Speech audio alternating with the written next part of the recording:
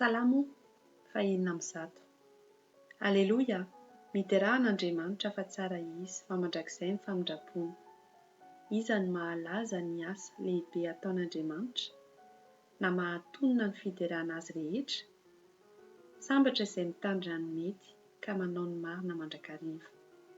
Tompo, tsarovy aho araka ny fankasitrahanao ny olonao. Vangio amin'ny famonjenao aho. Ahitako ny soa azo ny voafidinao. Hifaliako amin'ny fifalian'ny firenenao. Hiraviravoko miaraka amin'ny lovanao. Efa nanota izahay mba mirazanay. Efa nanao izay meloka sy ratsy izahay. Ny razanay tany Egipta tsy mba nandinika ny fahagagana nataonao.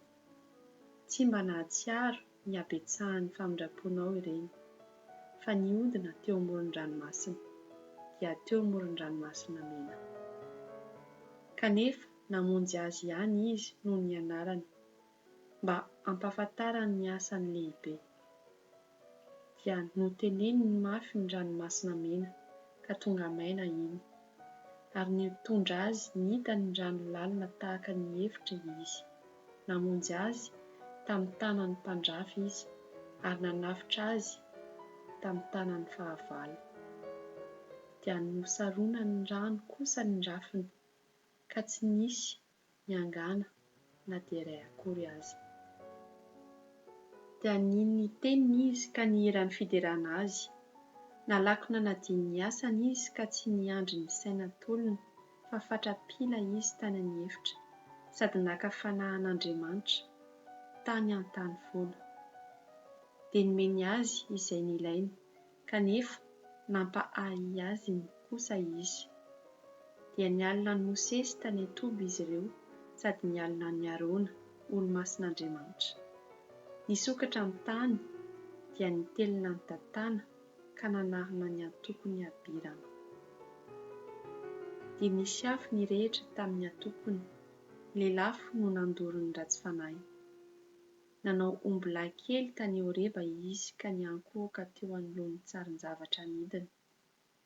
Ary ny voninahiny dia natakalo ny sarin'omby homana ahitra.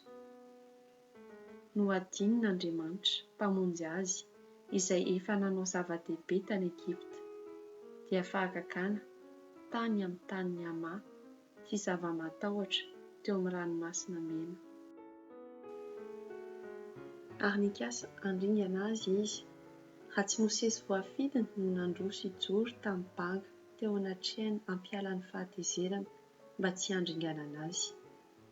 Ary nanamavy ny tany mahafinaritra ireo, sady tsy mba nino ny teniny, fa minimonimonna tany andainy ka tsy nihaino ny feon'Andriamanitra.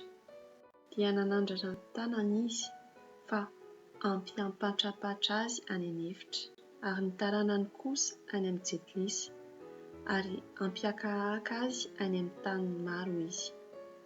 Nikambana tamin'ny Bala-peora ireo ka nihinana ny fanatitra ho an'ny maty.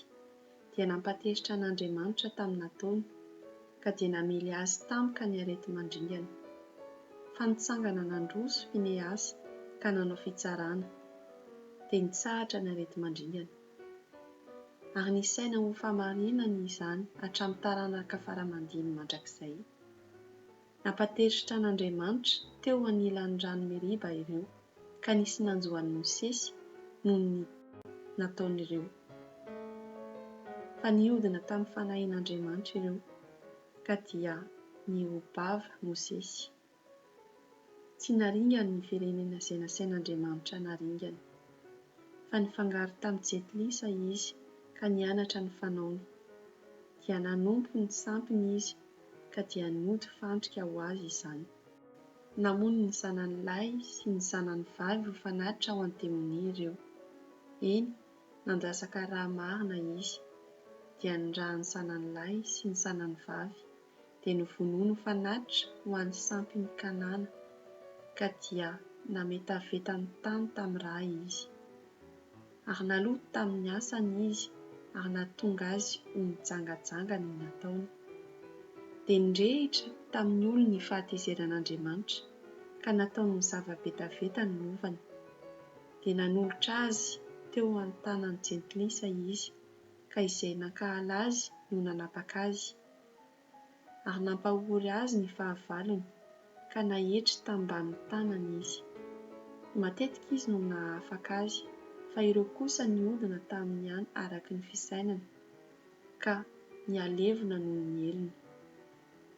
Kanefa nijery ny fahoriany ihany izy raha nandre ny fitarainany, dia nahatsiaro ny fanekeny izy ka nanenina araka ny habean'ny famindrapony. Dia nataony nahita famindrapo ireny tamin'izay rehetra namabo azy. Vonjeo izahay ry Tompo Andriamanitray eo, ka angony avy amin'ny jentilisa, mba hisaoranay ny anaranao masina sy hifalianay amin'ny fiderananao. Isaorana anie Tompo Andriamanitry ny Israely hatramin'ny taloha indrindra ka mandrakizay. Ary aoka ny olona rehetra na hoe Amen, Alleluia.